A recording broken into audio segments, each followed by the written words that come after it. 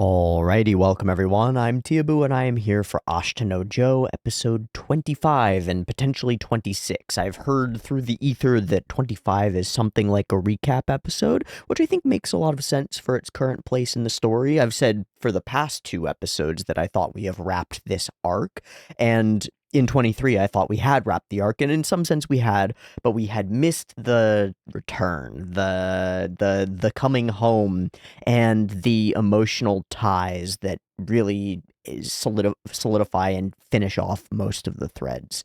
With Nishi coming back in and joining, with the boxing gym being built, with the kids awaiting Joe's return, and with his triumphant hero's welcome almost into Slumtown, into this pretty mediocre place, back across a bridge, the context of which was never known to us, was never told to us until now. And now retelling us and explaining to us what this bridge means, what it symbolizes, and what it means to walk past it and walk across it again, and then return, and then endeavor to cross it again differently, is potent. It's potent. We ended up with Joe snuggled up on a tatami with others, not off in a corner, not hiding alone, not on a stack of mats that he won from everybody else, but instead a part of things.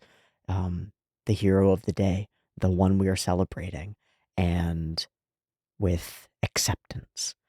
And at this, I want to turn to a comment on the last episode. It's been a little while since I've done a comment spotlight, but I think this one stood out to me and helps me understand the previous episode. I had some questions about why the people of the town react so positively toward Joe when they were mostly kind of ambivalent toward him, honestly even viewed him as a troublemaker, and mostly we just didn't see them, right? They were in the background. Comment from June 530. This episode is a lot, and I don't know where to begin, so I apologize in advance for the rambling. Don't worry about it. That's what comment sections are for. Big blocks of text are welcome here. When Joe started crying, I finally realized it. The feeling of belonging, it finally hit him. It made me sad because it is something I have not experienced. But why was everyone so kind to Joe? And that is because of the meaning behind the slums. The slums is a place for lost people, people who couldn't adapt to the big city, people with broken dreams. One day, Joe suddenly arrived. Joe is a kid, but upon arriving to the slums, he left a big mark on the people. He got along with the kids, he played with them, thus giving a new spark to the gloomy slums. Not only that, but he got rid of the mafia by accident. If you think about it, Joe is already a hero to these people. His presence in the slums has changed them. When Joe left, you can imagine his presence was being missed, especially by the kids. So when Joe returned to the slums, it is as if the adults of their town had gotten their rebel kid back. Instead of being angry at him for being a bad kid, you're happy for him because he's back and he's improved his behavior. The itinerant child or the prodigal son. In this context, the whole town adopted Joe, and Joe embraced them back. That's why Joe left during the celebration, because he felt he didn't deserve the welcome party, but Donpei got him back, and with that action, he inadvertently let him know that this is finally the place where he belongs. Because the show is trying to tell us that the idea of the slums is that they are not judgmental, all sorts of weird people are accepted there. Finally, a place to call home. This is only regarding Donpei and the slums, but you could also say a lot of things regarding Rikishi and Nishi in this episode. This is a fucking great episode. I love it. I agree. I think it's really excellent. The piece of this comment that clicks for me is the idea that Joe's presence actually had an impact, even if we didn't see it on camera, and tying together the logic of how that makes sense, how the character motivations can make sense behind the scenes, even if they haven't been directly shown to us, and it all fits. This produces a picture, an image of the slums that I like, and I think is, like, lines up well with what's actually in the text of the show. Joe matters. He's a spark of something. Maybe it's a rebellious spark. Maybe it doesn't fit in, but that's the point. And this place at the bottom, this like heap, this trash heap where the dregs of the world end up, is where anybody can go and make themselves something, because you don't have the restrictive walls of the city world, right? You have this chaotic ramshackle of shacks, the way that I drew in last episode's drawing, and in that ramshackle you can build yourself. You can build whatever you want. So Joe does end up standing atop that, you know? He's standing atop this chaotic pyramid of ramshackle buildings, and that's him, and that's what the town needs also, and so it all works out, it all clicks. I think the most poignant thing in the episode, though, is the bridge. This idea of a threshold, a portal, a barrier, but beyond which things are different on one side versus the other. When you cross over that threshold, you're like giving up. It's like the gates of hell or the gates of death or gates of bone I used in an episode yesterday, I think. And I think it's a stroke of genius in the writing to take that idea to build it up here, and maybe it's retrospective, like maybe that wasn't the intent of the bridge to start. I don't know, but whether it was intended from the beginning or not, it becomes a potent symbol now, and it's so multifaceted. It's the door that's closed behind you, it's the road forward, it's a bridge out over the open water, it's all sorts of things. It's connection and it's distance. It's all sorts of things. And I think it's really beautiful. I have been constructing an idea of a bridge over the course of a number of weeks in the context of Freeren and Orb and a couple of other shows. And the idea goes something like this. There's a bridge that extends out as far as you can see over an infinite expanse of nothingness, of void, of water, however you want to think of it. And each plank of that bridge is a person's life, is their life's work. Your charge as the next in line is to make your way to the end of the bridge and lay down your life to become a plank in the bridge as sturdy as you can make it, as strong and stable as it can be, that adds just a little bit, that pushes the whole just a little bit further, that with your finite, tiny lifetime does something that extends us. And I say us because I'm talking about humanity. I'm talking broad scale, because that's the scale that we're working at in Freeren, in Orb. We're working with world-changing ideas and world-altering stakes. So it's sensible in that sort of context. We push out a little bit further into the unknown each iteration. And this idea works for me on the micro, on the very small scale. Let's say you've got a particular skill that you're trying to build. You build it every day and you fail every day, and each failure pushes you a little bit further, right? But if you view that as the end point, like that day, that project, that one drawing is the last drawing and that's the end point, then maybe it is a failure. But if you view it as one step in a process, how could it be a failure? It's just another step in the process. And I think that if you perform that process continuously in your daily life with the things that you care about, you stand a very good chance of making it to the end of the bridge and extending it a little bit further, of contributing something to the human collective effort, if you will.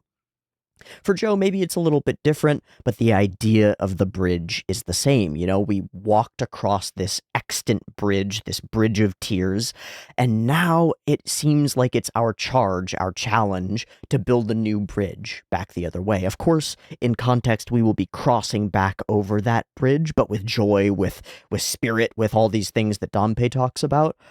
But in my mind, it's that we have to rebuild a bridge. We have to build a new bridge. It's Joe's own bridge, right? And every step he's taking is a step that he wouldn't be able to take unless he does the things to build the bridge that is underneath him as he goes, right? You're building your own bridge to your own future, step by step, day by day, push up by push up, jump rope by jump rope. You're constructing yourself, and yourself is a part of the bridge, and you need to get to the end of the bridge. You need to go across it, right? You need to push forward into the future, and that's the only way. It's dark water everywhere, right? So choose a direction. It's up to you. You're the only thing that gets to choose. Nobody else can choose for you, though they'll tell you that they can. It's bullshit. Choose a direction. Any direction's fine. Maybe try to aim toward the light if you can see it. Maybe try to aim toward upward if you can get there. But choose a direction and start building piece by piece with whatever you have at hand, and build yourself and build the bridge with you and walk across it and build it further. And I really like that idea. I really like that idea a lot. It feels like it fits in here in certain ways, and I want to draw it.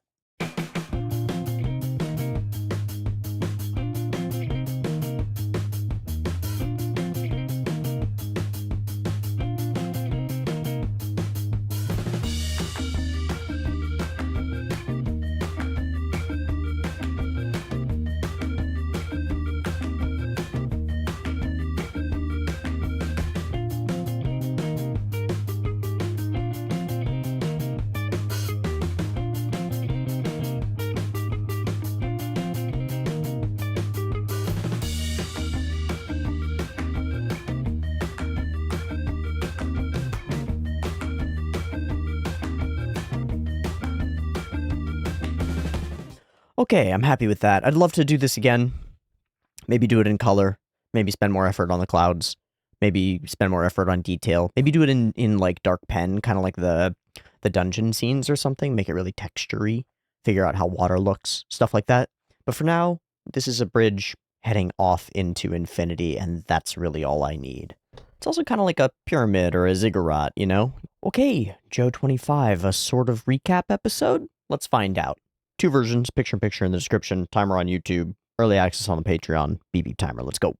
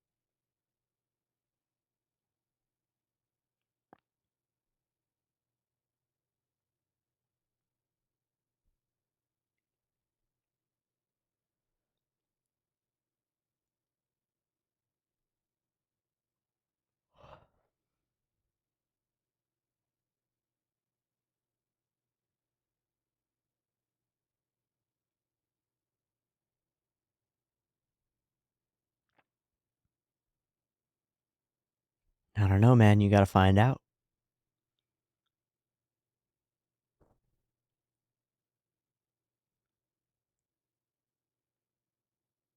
Law of the Stray Dog Bridge.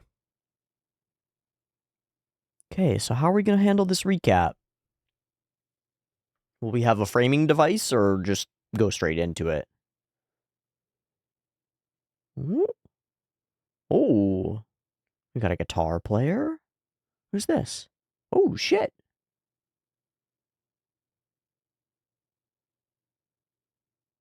Okay, heading over the bridge. Oh, and down here. Welcome. Okay, so this is temporally the same. We're in time. Who is this?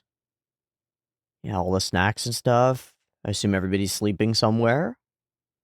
Yeah, there's the snores. Is Joe awake? Still awake. Okay.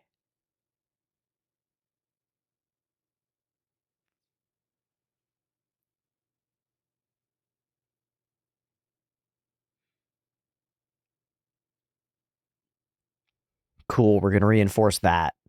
And we're going to use that as our context, probably, because the first bridge crossing takes us all the way back.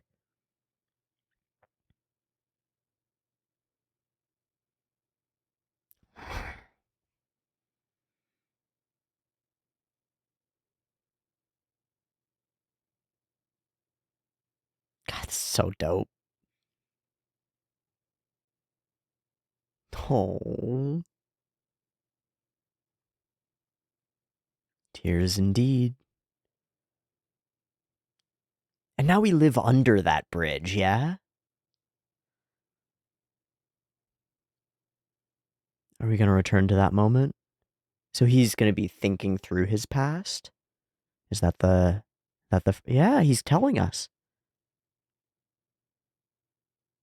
We're gonna do the whole thing that way with like Joe voiceover in the present, thinking it through. If we are doing that, I might not end up watching 2 episodes. This might be worth diving into more seriously. Because like recontextualizing is important and hard.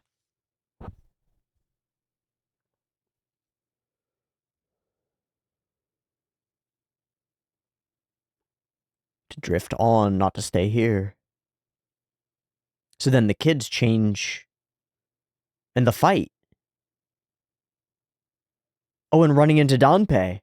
See, it's good that we have this.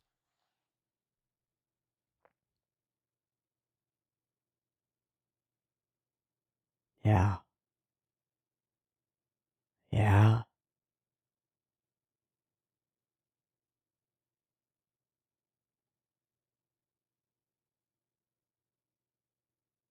Wow, I forgot how bad it was.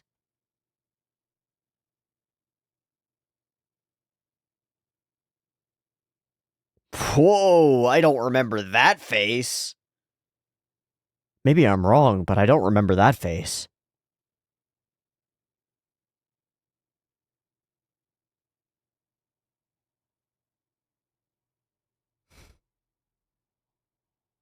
I do remember that.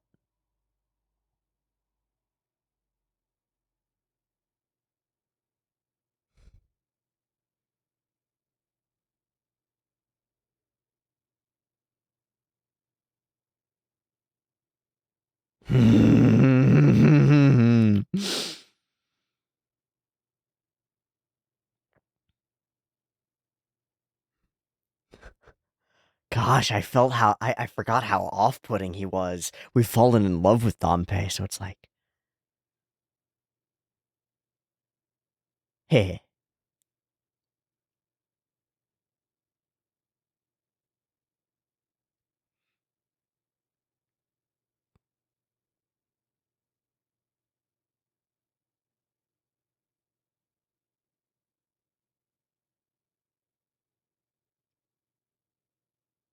Intruder. Okay, so they're gonna. Who is this guy?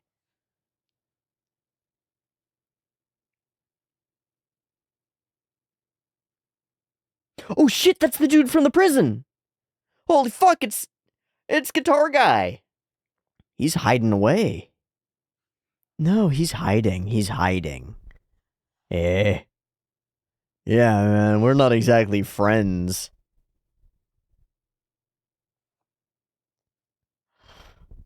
Interesting. Okay, seems as sinister as it could possibly be. But are we gonna get his perspective on who Joe is? I think we are.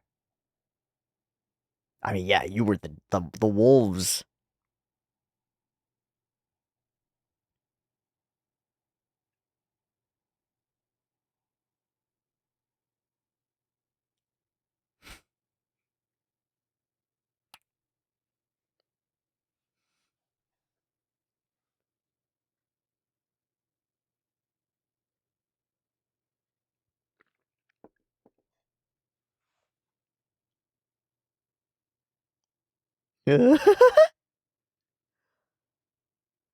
We're gonna be killed. We're dead.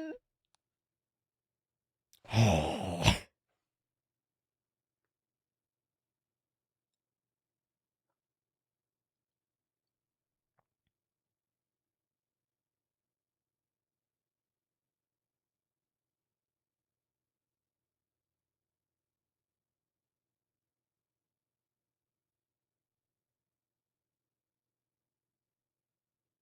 And that was a nice bad time.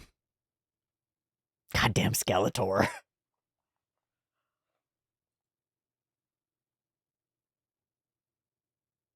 Oh, he's bandaging him up.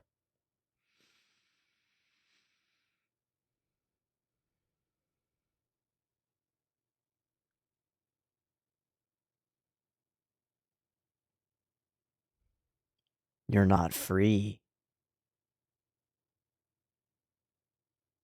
Huh. Huh. Don't let this guy define you. Don't let this guy define you. Or tell you that you've changed.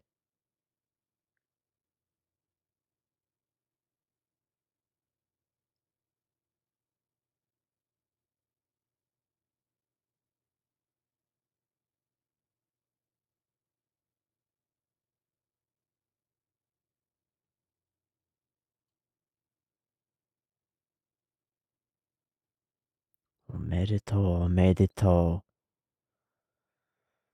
Now they own you? Identity shift. Okay, so Joe immediately starts feeling comfortable, and then this guy emerges and is like, "You're not allowed to feel comfortable, dude. This isn't right. You're not you if you're like this. You've lost yourself." Okay, and Joe gets to clap back. Joe gets to respond.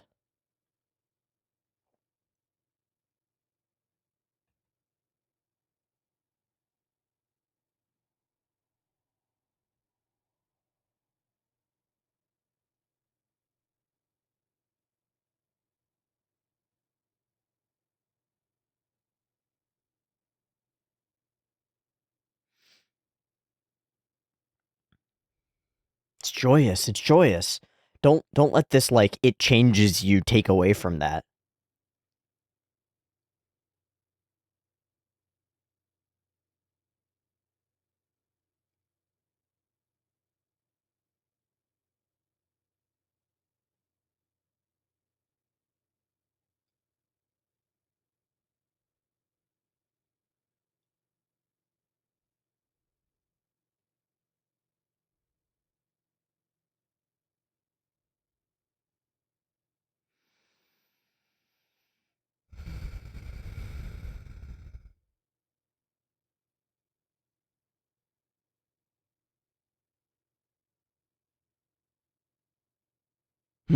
Keeping his eye low.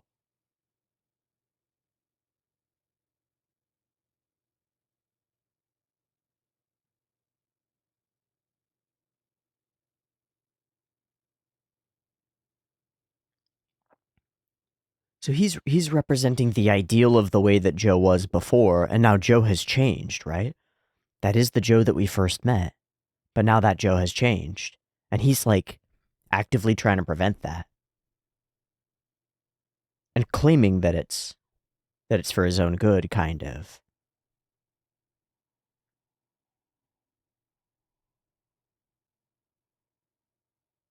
Is it the police?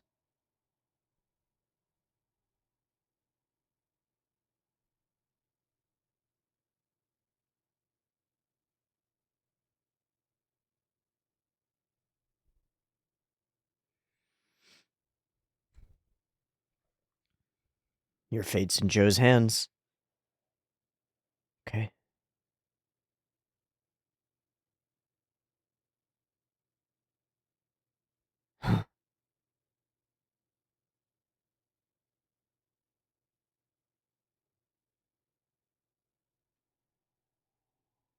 This doesn't seem like the safest way of being.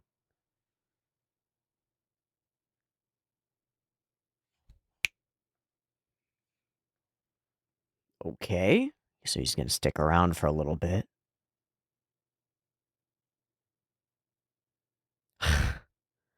It's not exactly a mansion, but hey, you got a nice place here. Feeling comfy, aren't we?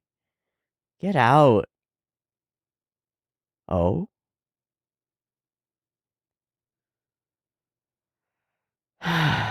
He's playing off of Joe's kindness, but then he's like calling it a weakness.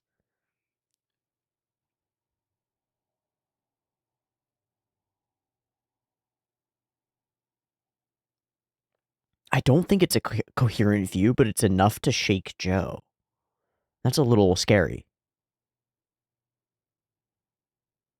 Hmm.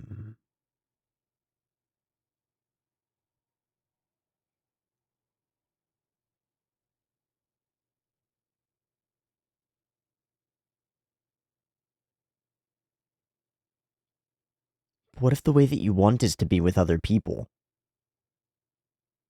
This is when he ran the other way.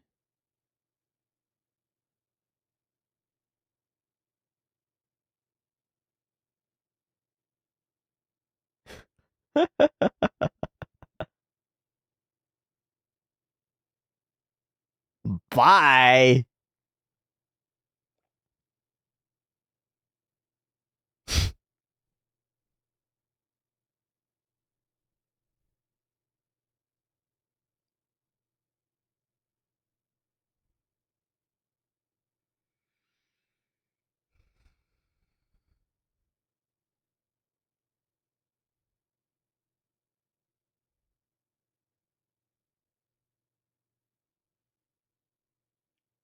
Oh, what do you think? Wow. Wow. What a recontextualization.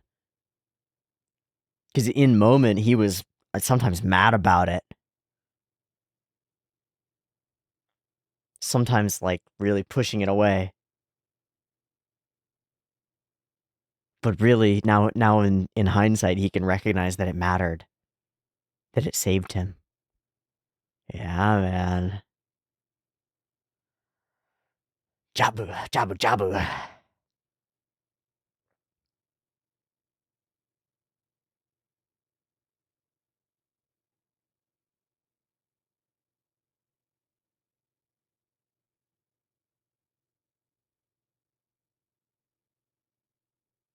Ah, so cool still.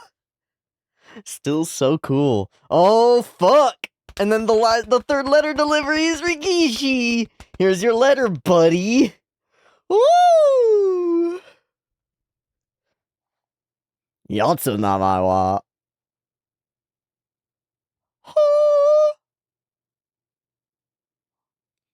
Pig assault.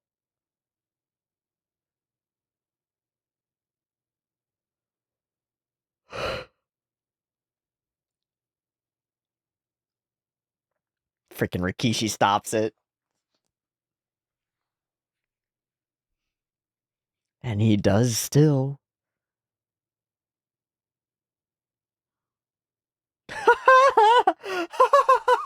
I forgot how insane that is. Oh my god.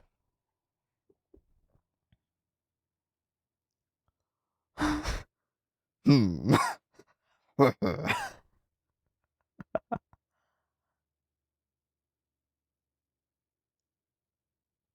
Yeah, he was something different.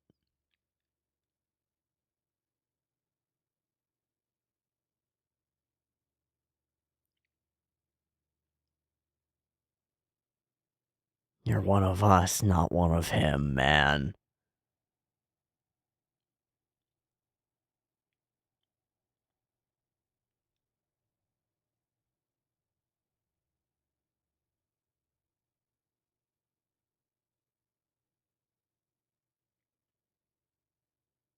But the results?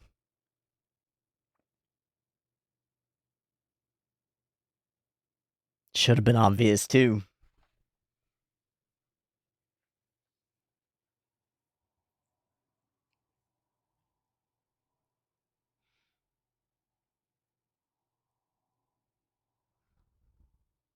Now he shines with the light, huh?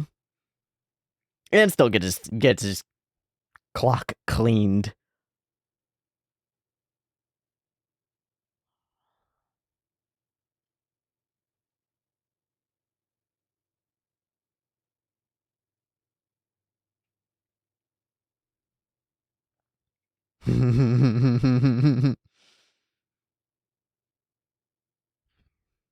Can't tell it. Can't blah, blah, blah. Can't take away his smile.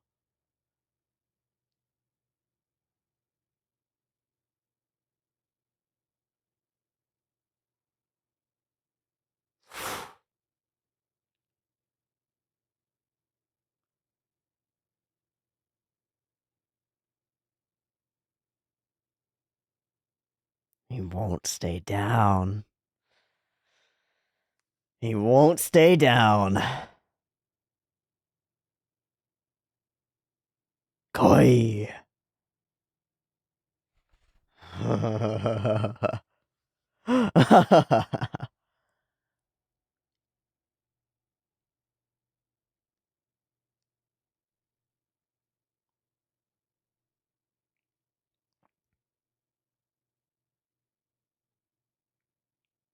Cross counter!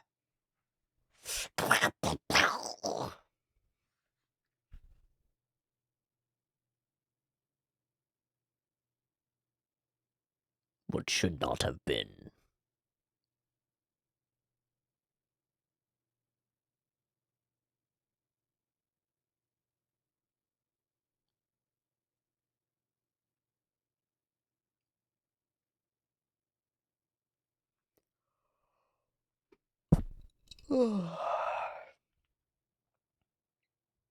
Yeah. Yeah.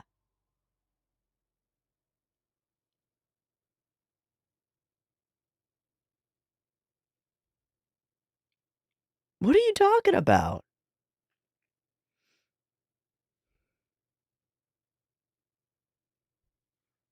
Oh, bound by the chains of connection. You fool.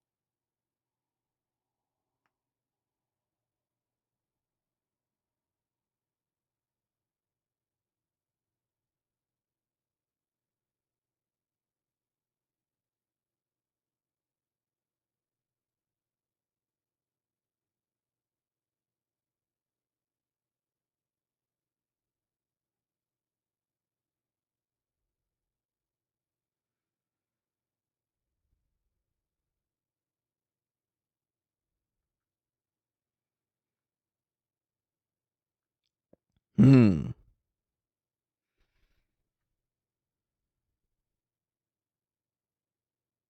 How does that answer what Gorilla said, though? I don't really see it. But this part, the connection, does answer it, I think.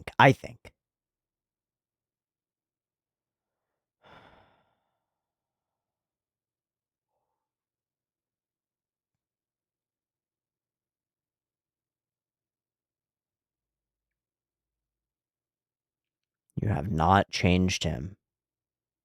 That's his gym.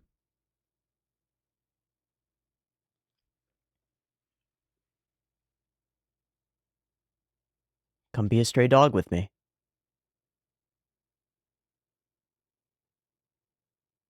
I mean, you fucking suck, dude.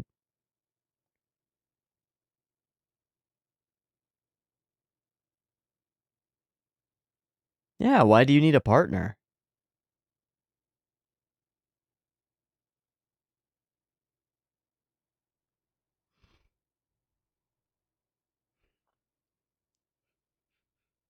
Okay, nice flip. This isn't about me, this is about you. And also, it seems like it might be actually what you want and are denied by the world, and so claim that it is not something that you want and isn't anything something that anybody should want anyway. Almost like if he can convince Joe to give it up, then it wasn't worthwhile in the first place. It confirms that he's making the right choice. I think that's what it is.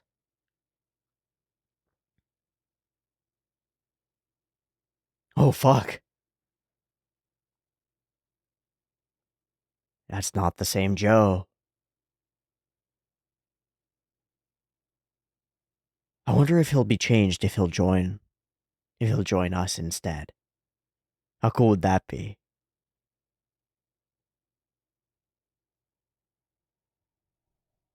He seems chastened by that.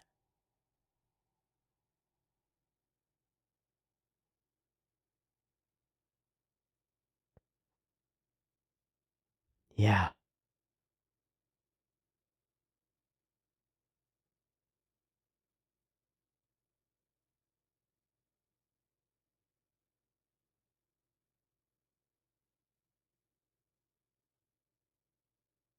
Huh. Whoa, whoa, whoa, whoa, whoa, what?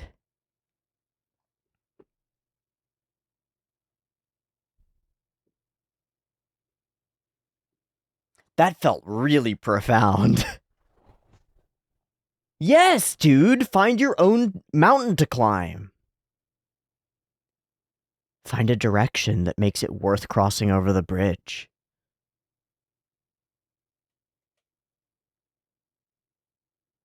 A true stray dog for choosing to stay in the chains, right? Because nothing else will get between him and his prey. That's the take that I'm taking from that. Okay. Okay. We could call this a recap episode, but it is not one. It has recap built into it, but... Ashita! I think I heard like Tange something about the gym. Which makes sense to me, like focusing on, I don't know, getting them up to speed and getting the gym really working and also making it legal, right? Like joining the professional league. We still haven't done that. We're just some randos, right? That was what Rikishi said in his letter, was like, you guys are a no-name boxing club that's not even a boxing club. You're not recognized, so I can't fight you. So that's our next step.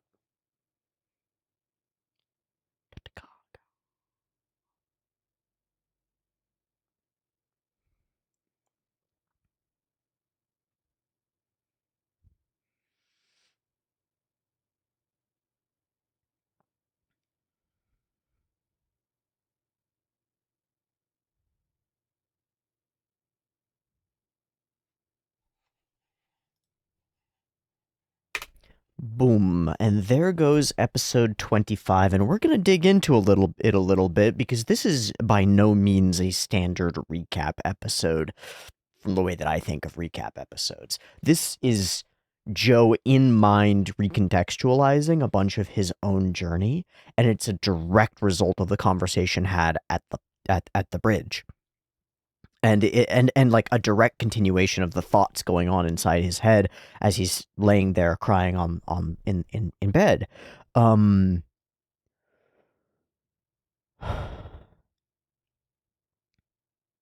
that sense, I think despite there being a bunch of scenes in this episode that are just reused, that are going back through time, I think the episode itself counts for me as a full episode of Joe, and maybe a more than a little bit important one, because it is rare that we get to dive into Joe's actual perspective on self and see him reflect. And there are a couple of moments in this where he reflects and comes up with answers and ideas that I did not expect, that I didn't think he thought consciously, right? Things that maybe we've been shown over the course of the story, but the fact that Joe has internalized them has actually turned them into words he can say inside his own mind, and then words he can say out loud to this other character who's challenging him. Like, Gorilla's presence here is a direct challenge that emerges instantly after Joe finds what he didn't know he was looking for. Gorilla appears and says, "This is a trap. This is a trap. It's taking your identity away. You're becoming different." And it's a strong and interesting argument. It's a big challenge. It's to somebody who's so individual as Joe, it's like a real call out. It actually has some teeth to it. But those teeth, they come from jealousy, yeah? They come not from an actual rational viewpoint, not from actually wanting to help Joe or to, like, save him from despair or anything like that. It comes from a combo of, like, projection and not quite understanding and mistaken beliefs and a need to affirm his own choices, his own identity, because it works in relation to Joe's. There's a tendency that people have, and I don't know if there's a specific term for it. There's a tendency to try to convince other people to make the same choices, sometimes bad choices, that you have made. So I think a common example of this is like peer pressure with drugs and alcohol and various other things. Where does that desire to pressure somebody else to do it too come from? Right? It's like a common thing, but why? Why? Does it come from altruism? Trying to share what you have? Does it come from destructivism? Trying to give somebody poison? Take the poison. Probably not. Where does that stem from? What do I get if I'm drinking, for example, out of making sure that everybody else at the party is drinking too? And what do I get or not get if somebody refuses? Because you might have seen this play out sometimes. Somebody might be like a really heavy drinker or pro drinker, and at a party, somebody's like, "Yeah, I don't really drink." And suddenly there's a fight about it. There's like a real challenge. It's as though "I don't drink" is a needle at the other person's identity. It's like, how could you possibly not drink? What, there's something wrong with drinking? You better than me? You think you know stuff? It's like, yeah, I do actually. It's poison. I don't want it in my body. No, thank you. And it doesn't land. It's like, how dare you? How fucking dare you? But then, like, I don't know. People will do it with all sorts of other things. That's just the first example that I jumped to. But I've found myself in this too, trying to convince somebody to make the same choice that I have made or would make in the circumstance. And I think it comes down to confirming the self, right? Like an insecurity about the decisions that you've made. Is this really the right thing to be doing? I'm not really sure. And then you cover that up with a stability in it and a security, like, no, this is the right way and everybody else should do it too. For Gorilla, it's being alone. It's lone wolfing it. It's being the stray dog. And his challenge to Joe is that you're becoming domesticated. You're on a leash. You're not a stray dog. And it strikes Joe because he does have this identity, right?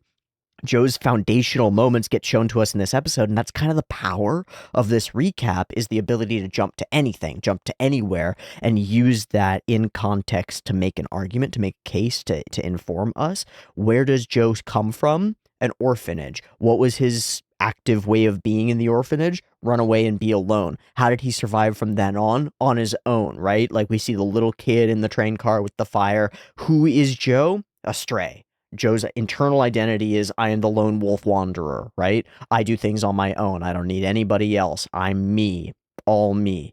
And now he finds himself in a comfortable bed with people cheering for him and celebrating him and wishing him well, all opposite things to a wolf. He's in a pack. He's part of a squad. He's got a team.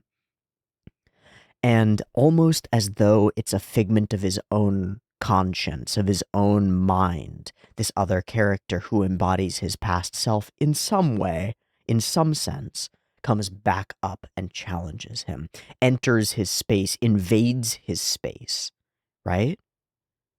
Connects with him because of their shared history. You can't dismiss me. You can't dismiss me because you know that there's a piece of what I'm saying that's true. You know that I am you. I am you. It's really like a psychic defense that's online. And I say psychic, I mean psychological. It's like a psychological defense mechanism that comes online. When we examine ourselves, we often think of ourselves as unified, as monolithic, as one entity, but we're absolutely not. We're a variety of personae and people, the individuals, persons, right? Like hungry you is very different from satisfied you. Horny you is very different from sexually satisfied you. You're many different people, and one of those people is the lone wolf identity script that's like, if experiencing compassion and kindness from other people, then run the fuck away because that's bad. That means connection. That means weakness. That means failure. That means bad stuff. That's not how we've survived, right? We've internalized this loop, and the loop is we run away from connection and we go find survival on our own, and that's what's good. That's how we stay. What happens if you've lived your life like that and then you do something else? Somebody starts being kind to you. You start to be in a relationship where, I talked about this at the end of the last episode, that people seek out the brokenness that they're experienced with, the shattered glass that fits their broken puzzle pieces in the right way. So you find yourself in a situation where it doesn't fit your puzzle pieces. It's much better. You're enveloped in this warmth and kindness, and it's overwhelming. It's too much. It rankles against the parts of your identity that are constructed to have spiky nubs on them that prevent other people from attaching to you, because that's how you stay safe. And so as soon as that starts happening, it triggers all these defense mechanisms that are like, we're not going to be safe if we're here. This is not safe. Not safe, not safe, not safe, not safe, run. Not safe, not safe, not safe, run. And people do this in relationships all the time. I'm not safe in this relationship. Why? Well, she loves me. Like, genuinely. And that's like so terrifying, I can't even fathom. All I ever did as a child was pursue love that never came my way from my parents, and so that's normal. That's right. That's how it should be. And experience the other thing, and it's wrong, and it's bad, and it's scary. And maybe in childhood, when your parents started acting really loving, that was when they were about to hit you with something bad, you know? So that's like fear, terror, incoming, bad, bad, bad, bad, bad. I think in this episode, Gorilla takes this place of being Joe's internal world, or one persona inside Joe's internal world, one mask or face that he's worn for a long time. And when you wear a mask for a long time, you can't exactly take it off. It's a part of you. It's actually your face. And you pull at it, it hurts. So Joe suddenly, and very suddenly, over the course of one episode, goes from stray wolf to sitting on a pillow with Fancy Feast, and all the things that he could possibly want. I mean, let's be real, it's still a shack. It's a shack under a bridge. The tatami mats are old. The boxing gym equipment is all sewn together out of rags and leather. This is not a mansion. This is not, you're not suddenly living under the thumb of Shiraki Yoko as her caged, trained pet dog, which Rikishi is in some ways. Joe's not doing that. And even this far into comfort, even this far into kindness and acceptance is not acceptable, is too much. It's not in line with the previously established long-running identity script. And that identity script has not only been running for a long time, but it's been running for the most critical time, the developmental time, right? Like, maybe you spend 10 years being alone between the ages of 25 and 35, that's going to change your life. But if you spend 10 years being alone from the ages of 10 to 20, dramatically different change. You're a totally different person forever. That's a hard, strong, powerful script that's running inside you. It's going to take some undoing, and this episode is the undoing. Joe has to formulate an argument, a reasoning, a way of being that's new, that conflicts with this, and he has to choose it. He has to choose it, and he has to choose it in some ways. He has to choose it consciously and out loud. He chooses it internally. He knows he wants it, but we have to go through all these scenes to get up to the point at the end of the episode where Joe is able to show compassion for Gorilla, to see him truly because he's been there, and also to move his own direction instead. And that's where I think Gorilla, at the very end, I'm still not certain about it, and maybe we'll come to a different conclusion about what these lines mean at the end of the episode once we've gone through it again. But that's what I think he means when he says, you're a real stray dog. Like a true embodiment of the ideal, doesn't care if other people think he's a pet because he knows he's on his path, right? And, right? That's correct, I think, right? Like, maybe the best thing that a stray dog could do is adopt a human. Be like, I'm still a stray dog, actually. Even though we're in this partnership, I'm still going it alone.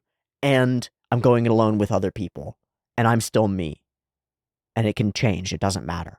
I'm not, like, attached to that one format of myself.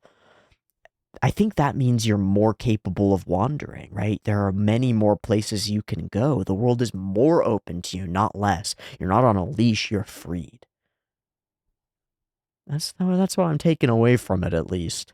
Let's go through the episode. There are a bunch of lines that I want to clock. I also gotta say, I like the format. I like the idea of it. I like the introduction of Gorilla throughout the thing. It's like, ooh, who is that? And there's a familiarity to the guitar, but it doesn't click until we see his face, at least not for me. I think it's really cool. I wonder what other kinds of connections we will have over the course of time with other people who were in the prison with us. If Skeletor reappears at some point and is a member of the cheering crowd at a boxing match, I'm probably going to lose my shit. How did he get hurt? I don't know. It doesn't really matter, does it? And skulking around shadows and stuff. Pretty neat. Crossing over the bridge. Now with new context. And that's another part of the episode. We introduced this new emotional internal framework, and now we've got to settle it. We've got to figure out how it all fits together.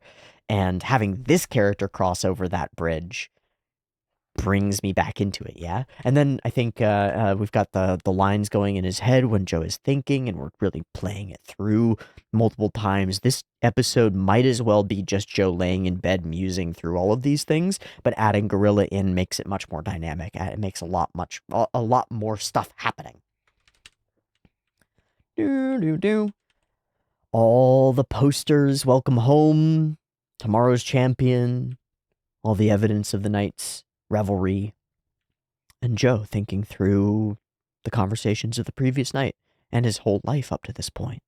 You might have to shed more tears, but they won't be the tears of a loser. We fade through. He gives this sort of you know, like, wow. What little bit overwhelmed by it maybe, but like, wow, what an idea. This little wistful smile. The Bridge of Tears, and he's crying, and we're under the bridge, right? We're a part of it now somehow. We're like a part of the infrastructure. These people flow here, tears in their eyes. And then we go back, and this is where we introduce the idea that Joe is going to be thinking through those moments. Now he's giving personal narration over the top of these scenes that we've already seen, and it changes a lot. It changes a lot to be thinking about how he felt in those moments, to be like, what was I doing? Almost as though he was unconscious through all of it, and then he wakes up and looks back and can remember through. I never would have thought that I would live here. I was just looking for a place to eat, cross the bridge with no knowledge of what it means and no plan to stay here, right? To fall to the bottom of the world. His plan is to keep on wandering. And instead he runs into somebody who sends him on a different course. If that hadn't happened, bam, and we meet Dompe. And I hated his type more than anything. He was the gutter dweller. Perfect example of what I disliked. And showing it to us again, yeah, it's crazy how much my internal image of Dompe has shifted, because we've seen him sober up and go work himself to the bone, begging Joe to work with him, and come out here to the prison and be fully in his court all the way through. It's just like, it's a different person in my mind than the person that we met in those first couple of episodes. Oh, big angry face. I said I didn't remember this, but I feel like it is there, and it's just slipped from me. Do I still have episode 1 sitting around somewhere? I do. I'm gonna go look. Oh, there's the first one. And then, yeah, he puts him down on the ground, and that's the exact face. Okie dokie. Don't touch me. It goes after him again. Joe levels him out, and Dompe just starts laughing. Stop right there, and then shows some skills. What a cool thing. You want to do boxing? He said it so clearly you would hardly think he was the leech, as though it cut through the alcoholic fog, and suddenly clarity is there. My first taste. Cross the bridge in the opposite direction? Does sound nice, and he finally wipes his eyes, and then there's the banging, and we're interrupted. It's like, okay, in the exact moment when he accepts it, when he's like, man, you know what, that would be good, maybe we can do it, maybe this is the right way, maybe this is good, Gorilla appears. You couldn't script it better. It's scripted, of course, but you couldn't script it better. Because if we extract Gorilla from this, Joe sits there, he goes, oh, maybe this could be nice. And then the part of him that's the lone wolf goes, yeah, but you're a pet. Yeah, but you're becoming domesticated. Yeah, but you're getting stuck. You're not a lone wolf anymore. You're not a stray dog. You're not wandering. Who are you, man? You're nobody. That's who you are. You're nothing. That's who you are. If you give up on me, you give up on all of this. And you're just a pet, just useless. It's pitch perfect for if it was just Joe's own conscious mind or unconscious mind emerging and trying to shape his next actions. So he goes and we find out who it is. I just wanted to see how you're doing. Yeah, okay. I take any risk to see how you're doing, especially with you. You're special. Whatever it was that made you do it, you impressed us. Nobody has ever joined, entered the juvenile facility with the kind of aplomb that you have. Or kept going with that kind of antic after getting the shit kicked out of them. The first and last to arrive with indifference. A fine stray dog. So we position him here as like, the way you were was so beautiful. It was so good. That's the right way to be right there.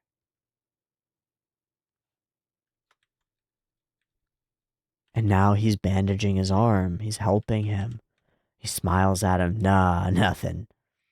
I'm just a little disappointed that same Joe, that wild child, is being kept as a pet. Huh? Yeah. You're like helping me, bandaging me up. You're weak, man. You've lost the seasoning. You've lost the spice. You don't have it anymore. Fuck, dude. It's a strong call out. Because I don't think it's true, but a piece of Joe does. Because his new path dismisses and gets rid of a chunk of his identity. Or in one framework it does. In another, it's just a continuation and a strengthening. You're not yourself. We start to spin the camera. Oh, wait, no, it was just one single little move? It's totally not. Weird. A place to sleep comfortably equals a leash on you. Don't you think there's something wrong with that? He's just sort of shocked. Ah, seems like I got you. Don't you get it? Here are all these posters, all these well wishes, all the congratulatory bullshit, and all of this makes you their pet. I don't understand how that works out. With all this nice treatment, you've become their little pet. A stray dog, a true stray dog, doesn't live in one place and receive compassion. That's antithetical to the idea. So you stopped being that, and so you stopped being yourself. And Joe's response isn't a formulation here, it's just a fact, just a statement of his own emotional state, right? Last night was good. I really enjoyed that, and I kind of want more of it. Again, this works as the internal, like a voice in your head is like, man, you got to give up all this easy, peaceful shit. And it's like, I enjoyed that. I liked that. Wait, why are you arguing against me? That was good for me. Hold on, wait, what? What's going on? That's the kind of internal conflict that, like, you have to engage in to grow. Because there are pieces of you that are gonna try to hold you right where you are gonna try to make you smaller, are gonna try to hold you back, and they will deny the things that are true. They will deny the things that you actually love and actually care about. I think the good answer is the straightforward one. Wait, I enjoyed that. We can maybe argue about, like, the moral ramifications of it later, but at the core, something in me enjoyed that, liked that. There's a piece of me that I don't have words for necessarily that thought that was good, and maybe I should follow that instead of shutting it down because it scares me. Everyone gave me such warm looks, and it felt wonderful. And seeing this scene again, Joe's a little kid. I can't help but see him around the little fire that he's built in the train, finding warmth there. There's a new fire. It's all around him.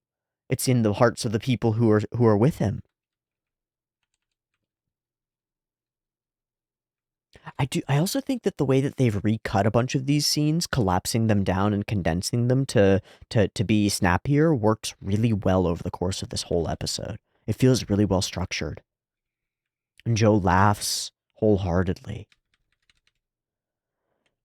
So, Gorilla, what are you trying to do? You just trying to fuck with me? You just trying to mess with my good, right? Some good things happen to me, and you show up and you're like, oh, this is all actually terrible, and it's going to make everything worse. And Gorilla's answer is, no, of course not. Don't threaten me. I didn't think he was, but I'm not trying to rain on your parade. This frame feels really cool. I don't know why.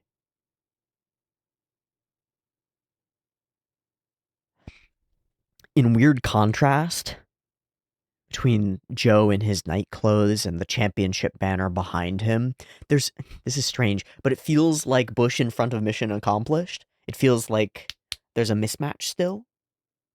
And maybe that's what Gorilla's poking at, is like, there's a mismatch still.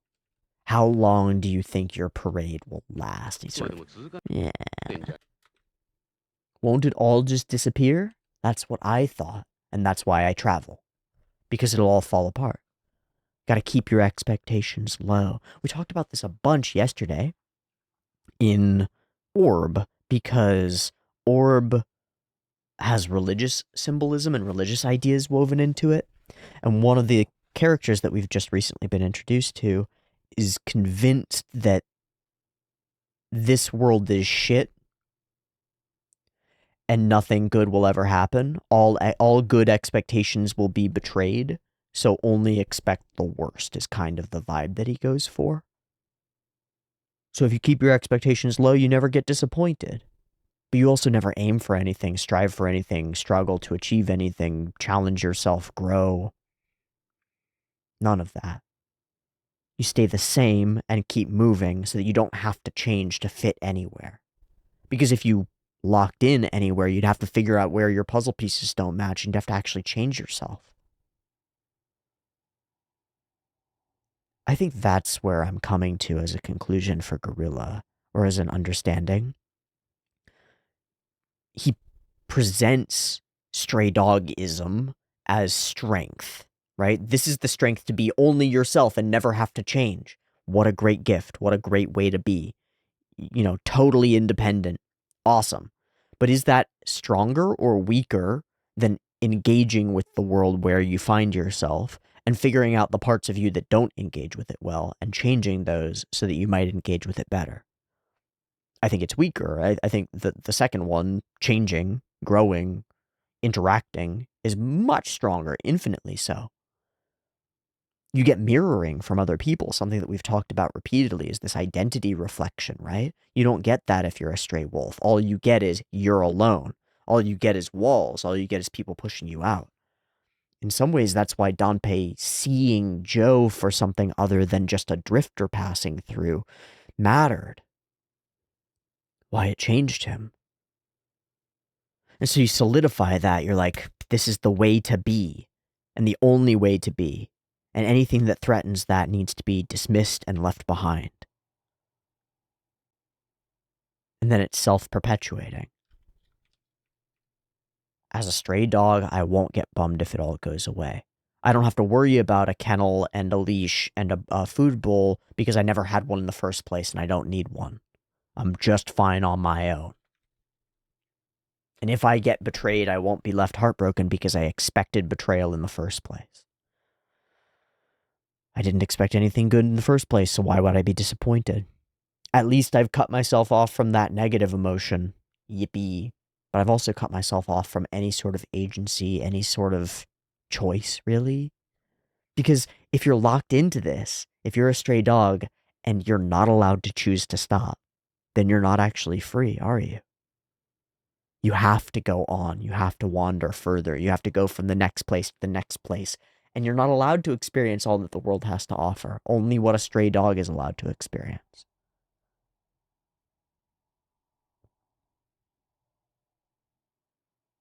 It's a hard, difficult, lonely, painful life. And in that loneliness and pain, wouldn't you want somebody else to prove to you, somebody that you maybe even look up to a little bit, to make the same choice and thus prove that it's the right one? Or at least confirm that it's one that some other people would make? Yeah. You've been chained down, bound hand and foot. You've lost your freedom. But me, wandering around Japan with a guitar in my hand, you can really feel that freedom. Isn't that how men like us, you and me, how we're supposed to be? Bam, the cops are here, and his highfalutin, I'm a stray dog wandering where I please, is shown to be kind of bullshit. He's on the run. The dog catchers are coming, and they're gonna put him the fuck down, right? So, it doesn't seem like a great way to live. But in his own mind, he's built it up to be. And when he sells it, he doesn't sell it with, and also will be chased by police and hated by everybody. He sells it as like, freedom, the open road, country roads, take me home, right? Or not home, away from home, toward anything that's not home. But Joe hides him, saves him, protects him, interacts with the police, something that he can do and be trusted now. Like, the police officer doesn't go upstairs and check, he just takes Joe at his word. That's pretty dramatically different. Well, be careful. So, how a stray dog lives is running away? I'm not on the run, they're just chasing me. Okay. Sounds like you're on the run. And Joe still continues with the kindness. There's a bunkhouse, you can go hang out there. Cool. And then he gets in one more jab. I wouldn't say that, this isn't like top class, but you got an easy life here, man. Look at you go. Look at you living large. And it's not a compliment. It's a needle. It's like you've given up on us. You've given up on yourself. Just go. I'll meet you there. And then, even then, it's like I expect food from you. Bring me food. A stray dog's lifestyle. We cross this knot bridge, and something about it feels important. Maybe it's just that the animation's cool. And on the walk, he's able to muse once more. I've always lived the way that I wanted, ran away from the orphanage, and after that, wandering, finding food without depending on others, and eventually that led me to the prison. Really skips a whole bunch of stuff there, right? It's like bam, bam. But that's how memories work often. It's how we think about our pasts often. Vague scenes with lots collapsed in between. I received boxing instructions. Now that I think back, it was a great source of comfort in my loneliness. Joe during this would never have admitted that he was a lonely person, that he was lonely, right? Or that he got comfort from this. But in hindsight, it's different. In hindsight, he can see himself. Wow. So we learn to jab, we learn to straight. We meet Rikishi. We find something standing in your way. And he was special, a fine dog who loved boxing. But you, compared to him, are a stray. Well, maybe. And the first time, you were nothing. You should have gone down. You should have been demolished. But instead, cross-counter. And in an incredible shock, your tenacity pulled it off. It was so cool. Compared to that, you now? Pathetic. Joe finally returns. What the hell do you know? You saw Aoyama's match too, right? That's when he realized the depth of boxing. The infinite, endless depth and breadth of boxing. I just couldn't help it. Fell in love.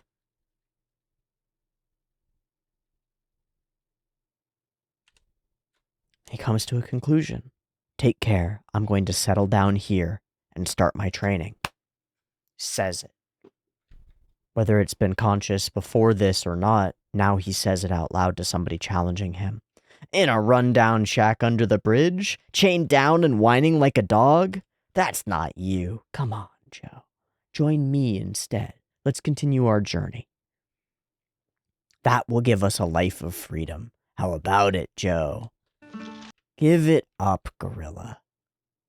If you know all about it, if you know how that lifestyle feels, why are you inviting me? You should be comfortable going off on your own. Stopped cold. You can't live up to your smooth talking, so you want somebody to come with you. You want somebody else to make it stronger.